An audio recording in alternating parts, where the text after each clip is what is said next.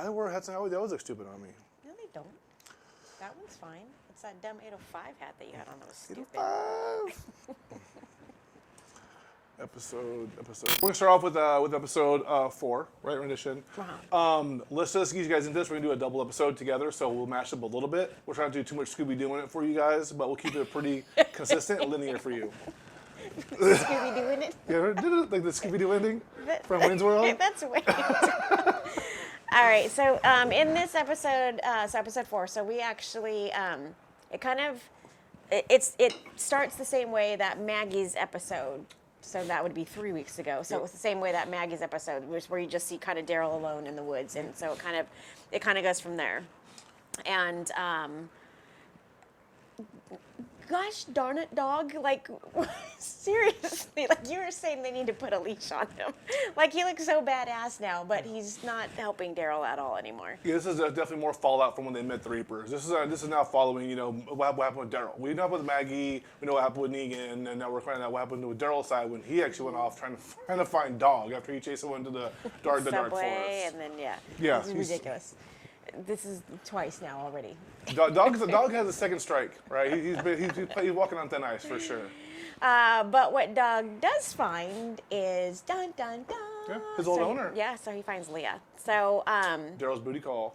I mean, we knew that she was going to be back. Like they had cut. It was always kind of. I didn't personally know. Maybe you knew, but I didn't know she was going to come back as Death. But whatever. No shit. So like total. I mean, we knew they had alluded previously with the Daryl and her episodes that she definitely had military background, and apparently though she is a serious badass. So I'm wondering too, like when they met the Reapers at the side of the road, when they're on the road together with them, I was wondering if Leah somehow noticed her or picked out Daryl in the lineup, but she probably could have.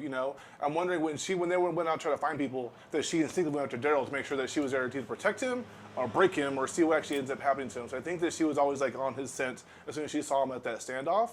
And then he calls to his dog. He's looking through this field trying to find Dog.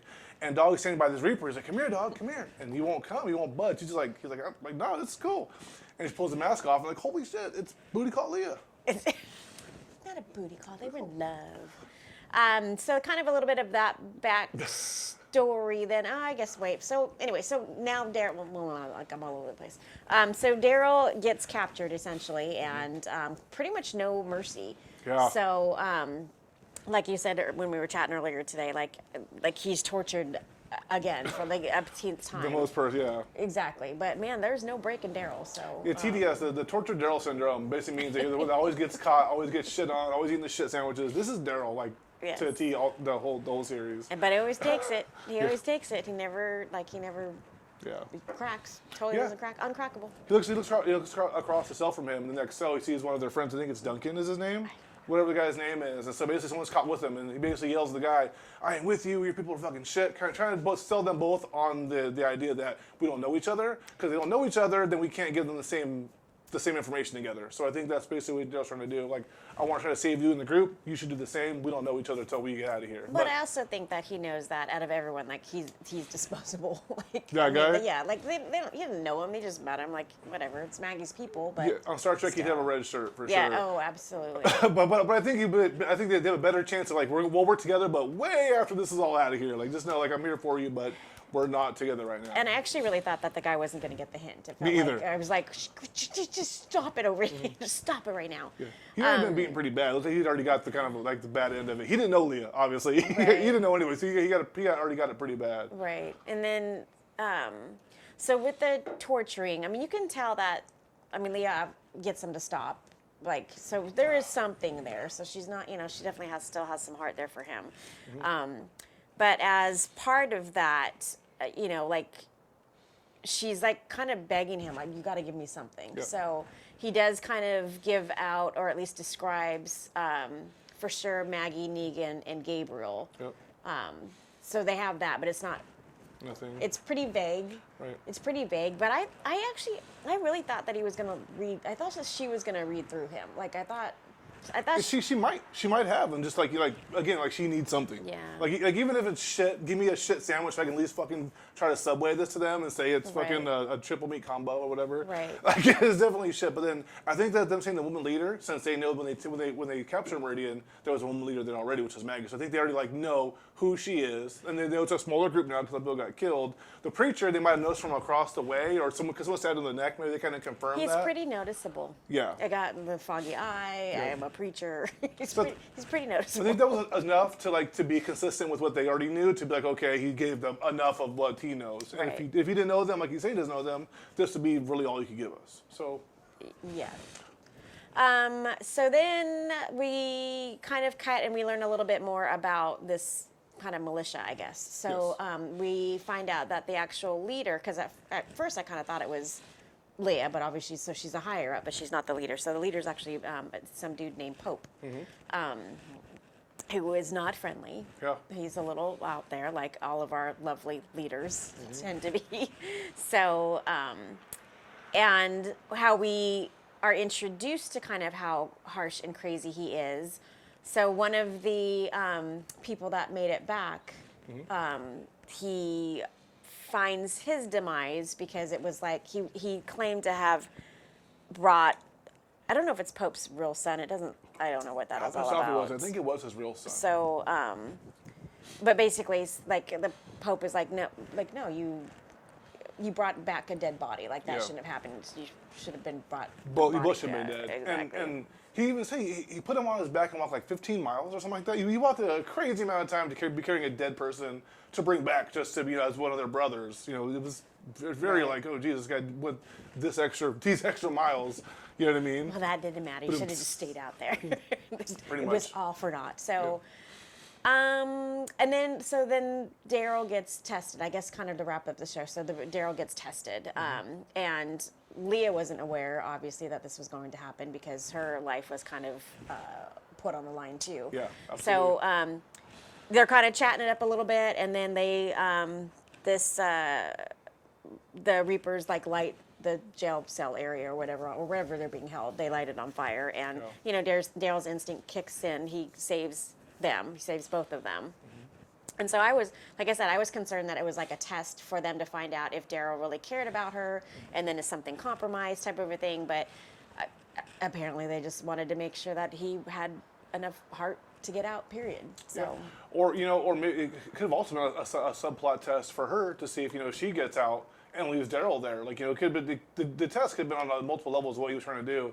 But the outcome, what happened was he got her out of the burning, the lit up burning cabin first, and then he jumped out as well. His whole thing just collapsed to nothing because it really wasn't built very well. You could tell as they leaned to, and so this thing just caved and blew up.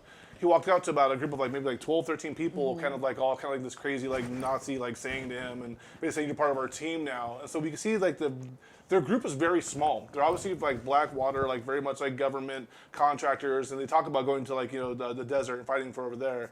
But it seems like they're a very, very small group of people. They're not very big at all, not very formidable, but they're very, very trained and skilled.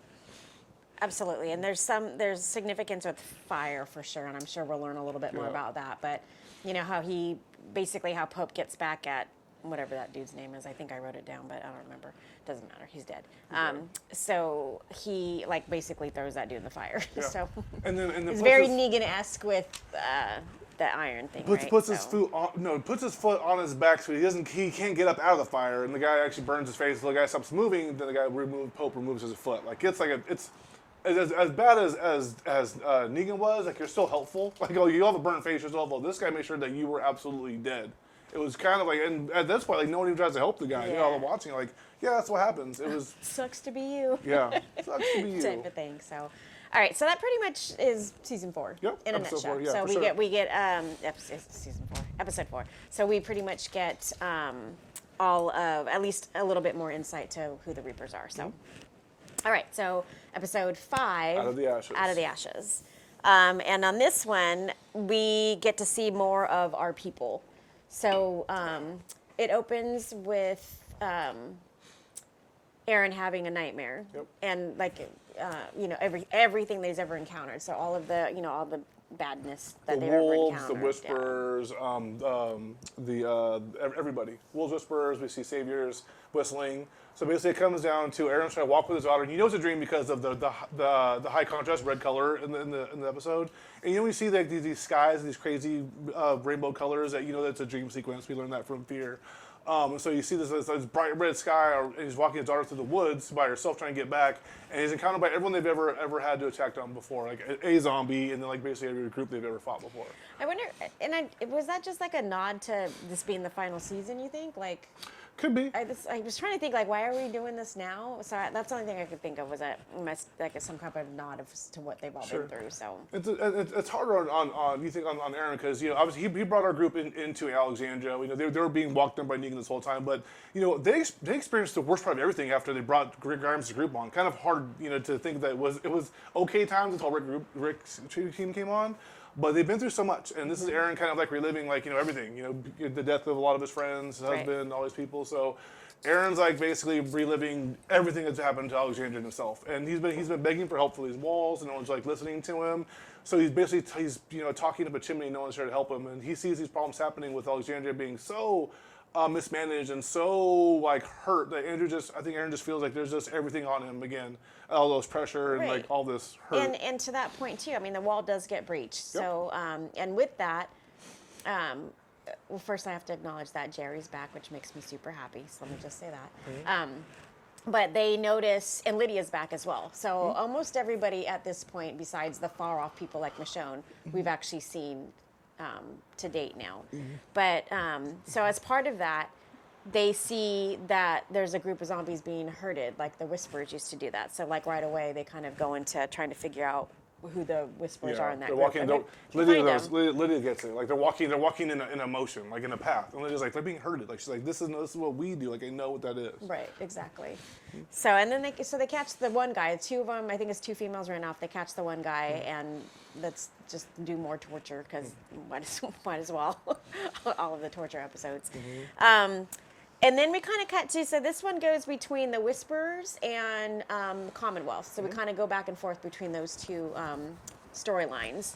And Commonwealth is a little crazy, a little Stepford Wives-y kind of, and just like, it's a little crazy. So they open up with that weird ass commercial. Right, like the commercial. It's like the governor's town. I forget what he calls the city, but it's very Marbury or Mayberry. Very Mayberry. It's like, oh, there's problems outside, but we're still 1950s in here. Right. Yeah, exactly. So we find out. So it's Pamela Milton is the leader of actual Commonwealth, and then kind of an interesting thing. So based off of the skills of the people in our group. They assign them jobs. So like, I don't know why Princess got stereotyped in retail, but whatever, there's nothing wrong with retail. And then Ezekiel's is animal control type of a thing. So they all kind of get little typecast. That's what he was too, right? Exactly, they get typecast. He laughed. He was like, "Oh man, I'm controlling." Exactly. He's like, "This is perfect." It was pretty funny.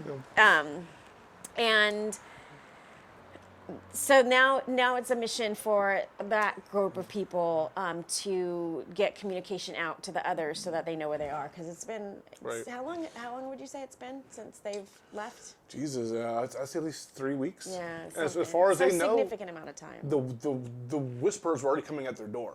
Like they left at the last moment to get help, and this whole time, you know, Eugene's probably the only person that's had like the weight of like we got to help all of our friends right now. Like for some reason, like Ezekiel, he thinks he's already gonna die. Princess, they just met her on the way, and Yukio doesn't really know everybody. So it just seems like you know Eugene's like we have to go back to help our people. Are you remembering we have a family of people back there that need our help? Exactly, because they're excited because they there's ice cream there. It's pretty legit. That was a very, very weird exchange. So people have been talking about this are crazy. So people have been talking like this a lot.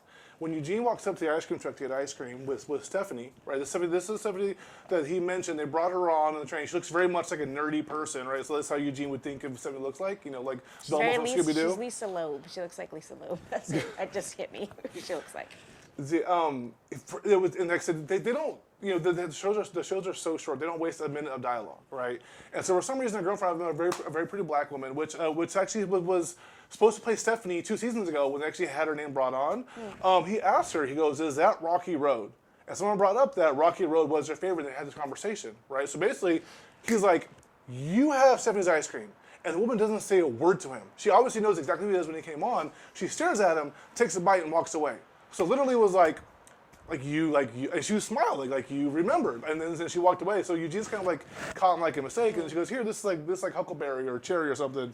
And he's like, "Okay," he thought that she would get Rocky Road, and she didn't. So it's very, very, very awkward that Eugene kind of like very pieces together really quickly, and I think he already has a little bit of doubt of who Stephanie is. Absolutely, which makes a lot of sense. I didn't catch that, but whatever, that makes a lot of sense.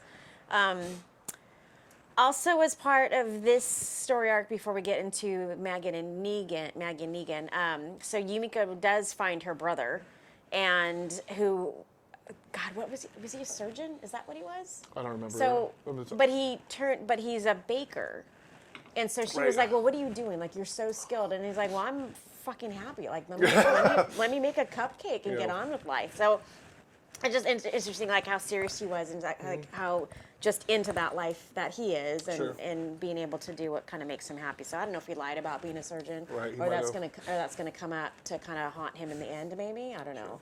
So and you think if you could save people's lives like that, maybe he wasn't a good surgeon. Like if you could save people's lives, like why would you bake cakes when they could use you? I think that's stressful though. That's a stressful life anyway. And I would think that with the way that they interrogated people, that they would have fished out that he was doing that. But maybe at that point he was able to like do so many years service and like get out of it. He's been there for a long time. So why I think he lied though, because it definitely seems not that he's pleading with her, but definitely like, hey, don't ruin this for me. Yeah, like, exactly. Don't Keep let it the to secret yourself. out. So, anyways, all right. So that kind of wraps up Commonwealth until a minute. So let's go into Maggie and Negan, The Lovebirds. which you think they're going. There was no way that was even remotely a possibility. You're stupid. It's a very thin line between love and hate, right? And so basically Negan's there with Maggie. They kept the one guy at a place by himself. I forget his name. But basically they're like, Negan's like, this plan is shit. This plan is done. We have to get back. We don't even know if everyone's alive still. Maggie's like, we stick to the plan. Like even if we stick to the plan, they're in such small numbers. What are you gonna do now? Yeah. Like they've lost a lot of their firepower. They lost a lot of their other people that can help. One person with a gun is Gabriel, and he got stabbed in the neck. As far as they knew, they could all be dead. And Negan's like, you know what? There's food here. There's stuff we can get here. For some reason, it's like basically there's stuff there. I don't know why Negan bothers anymore though. Like just absolutely nobody listens to him. It's like I would just like, peace out, bitches. Well, she asked, she goes, if you had a better plan, Negan, tell me. And he didn't, He didn't. He just didn't want to be there. Exactly. Like this is like, I know it's a shit plan, but I don't really think better. But let's not just keep doing the shit plan because it's the only plan. Or is it at least him kind of imploring her, like, let's think of something together? Yeah, exactly. And that's just never going to happen. Not gonna happen. Anyways. But you see them get very frustrated and almost like they're going to throw blows. Like, you haven't ever seen anything with any kind of intention or intention with somebody else. There's a thin line between love and hate. And I'm telling you, the way they look at each other, they were either going to stab their necks or they were going to kiss. And it looked like it was like, It was never going to happen. Frustration happens, and especially in daunting things like this, where everyone's trying to kill you and there's zombies everywhere. Like, I can only imagine that, I don't know. I saw a spark. Well, his last love affair was with Alpha, so ugh. Anything's kind of a step up. If you think about it, I mean, he's already got her husband out of the way, so there's not that anymore. There's literally nothing impeding this love to happen. I don't like you right now. All right, so how do we wrap this up? Oh, so in the last seconds, as Negan's like, fuck you, I'm out. I got bags full of food. I'll be welcome back while you guys all get die and burn out here. And as he's walking out the fucking door, here comes Gabriel and the rest of the crew that was with him. Like, okay, let's do this plan. Like 3 of them. Okay, now there's fucking 5 of us. This is still a shit plan. Right. And Negan's like, okay, like, I mean, The only person that has his back. There's just more of us doing a shit plan. Yeah.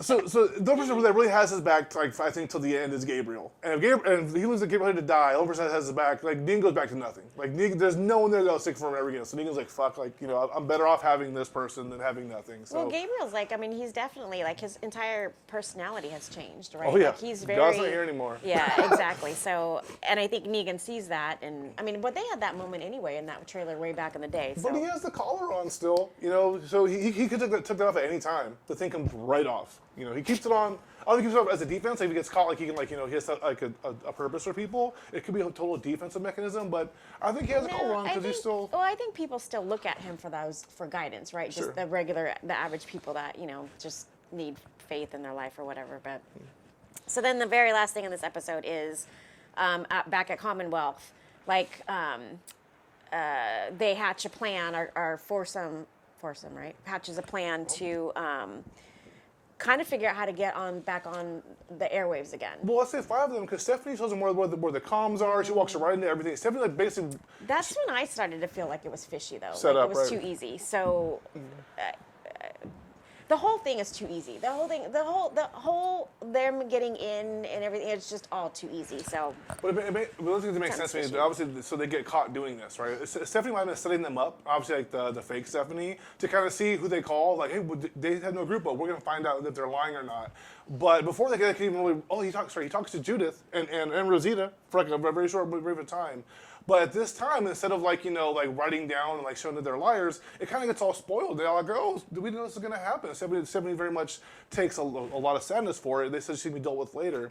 But when she was setting them up, I think they should have waited longer to let this really unhatch, and they didn't. So I think this person, Stephanie, was trying to help them out, which is kind of cool, but it goes terribly awry. And even Mercer comes in, and they're all there to bust them, instantly. They're all kind of just waiting around the room. I think it's just they wanted to get them for something, and I don't know if it comes back to now that Yumiko's kind of like the lawyer now too. So it's something interesting is going to happen. There has to be something also in the story arc for her brother too, like why they bothered having that happen, unless it was just to get them to stay in Commonwealth. I don't know, but it seems like we do have a little bit of a ways to go for this season, so it seems like some things are going very fast, but some things are disgustingly snail slow. Yeah, so it's a longer season. I think it's 20-something episodes, this one, and obviously in the actual comic book, they all are in Commonwealth for a very long time. A lot of comics, a lot of stuff goes down at the Commonwealth. So we know I believe at some point they'll all migrate there. At some point.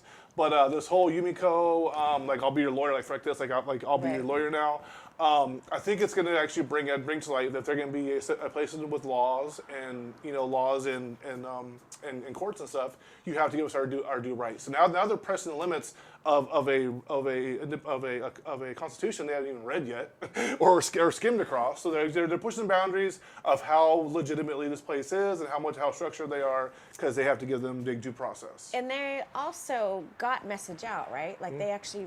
Did they connect with anyone? Yeah, he talked to Judith and Rosita. That's right. I mean, it's just that they were okay, and then they were just this is the same thing. So a lot to remember. There's 2 episodes. I can't remember it all. I barely remember 1 episode, and we filmed that same week. Just saying, it's hard. It's like I got a pea brain. Can't help it. One thing though that I found fascinating, I did make this note on episode 4. There was not a single zombie. Maybe it was episode 5. One of these. Must be episode 5. There wasn't a single zombie, which is unusual. Yeah, I don't remember that either. So, I don't remember one. Let's kind of the dream sequence. There was one that Aaron killed in the beginning. And the Whisperers, I guess, right? And the ones that walked in, yeah. I wrote it down, though. I was like, that's weird. So it was 4 or 5. I don't remember. Good writing. Oh, my gosh. Yeah, so that was 2 shows. It was a twofer, guys. It was definitely a twofer. You definitely Life happens, so we improvise. Good review. Poorly. Good review. Yes. Now off to our shaking our drinks. Oh. That was a good cut. Let's get started to make some cocktail. All right, everyone. So I'm not a bartender, and there is a very good reason I'm not a bartender. But like I said earlier, I went ahead and I purchased, Sexton is the whiskey of choice for The Walking Dead this season. And I purchased their kit specifically for the Walking Dead. Look how cute, like Walking Dead. This is the smallest shaker I've ever seen in my entire life, though. So I'm going to take a whack at trying to make us cocktails. And there's a lot of ingredients, so we're going to see if I can make this work. Alrighty, so this is called, I don't even know what this is called. No idea. It's got blood orange and grapefruit in it. I don't know what it's called. Someone will look it up. Okay, so we're gonna go ahead and rim our glass first. So I actually, in the little courier package, they had, they actually put a grapefruit in. Thank God I opened the package at some point in time. So I actually juiced all of the grapefruit, and I'm just rhymed. I just, rimmed sounds awful too. I just, I'm just gonna go with rimmed. Anyways, and so also in the kit they included this kind of smoked salt, which I'm a salt freak, so this should be amazing. We are going to put some ice in our shaker. It's weird not having you over here helping me. Yeah, exactly. We did this so ass backwards. I did wash my hands, so we're just gonna go all in because this is how it works. This is how it's gonna work. You saw it right here, carry a monkey right here. Okay, so let's see. 2 ounces of Sexton single malt whiskey. Doesn't want to open. It's a big bottle for my little baby hands. Ridiculous. Normally, I would not be a measurer of anything drinks, especially when I'm doing my rum and cokes, but we're going to try to be as professional as remotely possible. 1 ounce of Campari.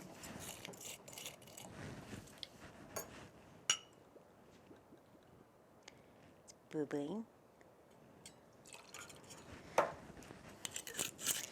0.75 ounces of grapefruit juice, so that's what I juiced earlier today. We're just going to wing this one because that looks about right.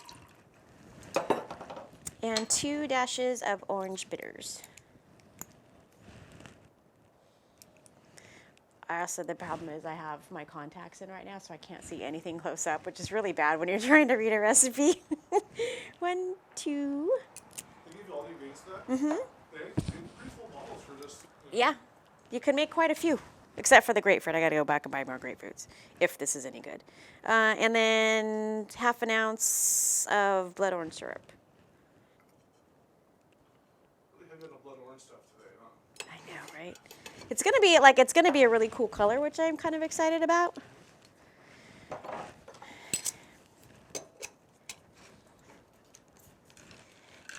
And then, like bartender, you gotta look happy when you're shaking.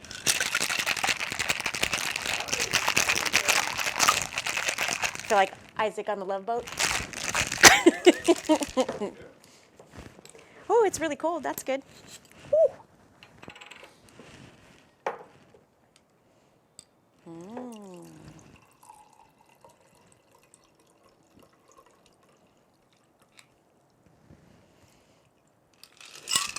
All right. Well, I took the whole thing for myself. I'll make you another. I still have no idea what this is called. I feel so stupid. It actually says it makes 1 cocktail. Oh, it's called Live for Today. It's right on my top of my page. So anyways, there you have it. The Live for Today with Sexton and a lot of other shit. Drink it. Oh. You need to review this shit. Okay.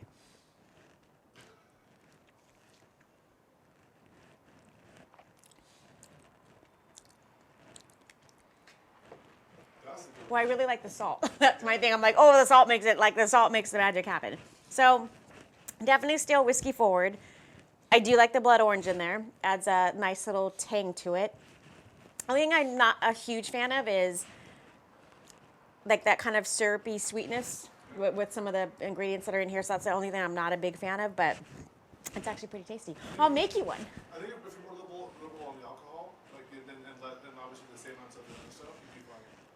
Yeah, or like for me too, what I would like is probably like a splash of like a soda water or something in there maybe too, so just to lighten up the syrup a little bit. If it's a drink, you pour it in the rocks. If it's a sugar you have it like that. So it might taste better with a glass of rocks too. So anyway, that was my very not professional attempt at making a cocktail this evening. But thanks everyone for playing. Thanks for watching the show. Travis is watching the baby right now, the puppy. And that's all we have for you today. So we're going to cut and see Travis when I make him a drink, and then he can judge. So now that everybody on set has the magic that I just made. Their libation. So cheers. Cheers to you. We'll get an opinion. We're getting a second opinion here.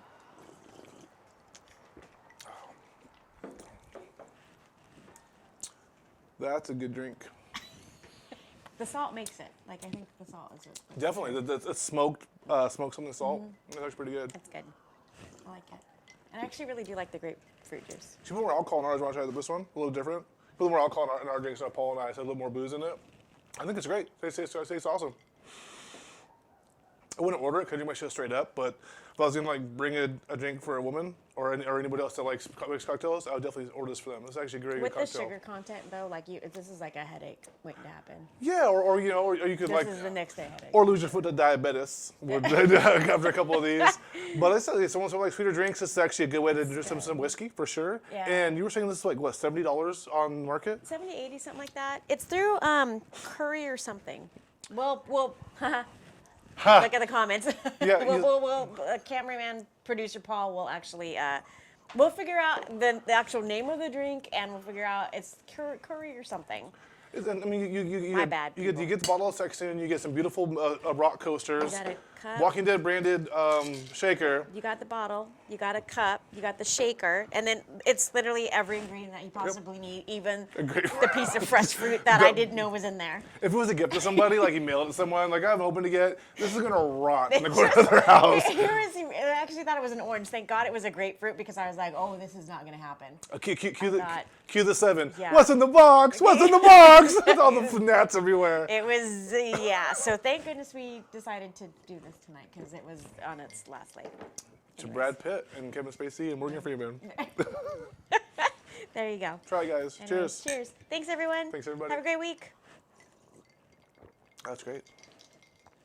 I like it. Keeping that.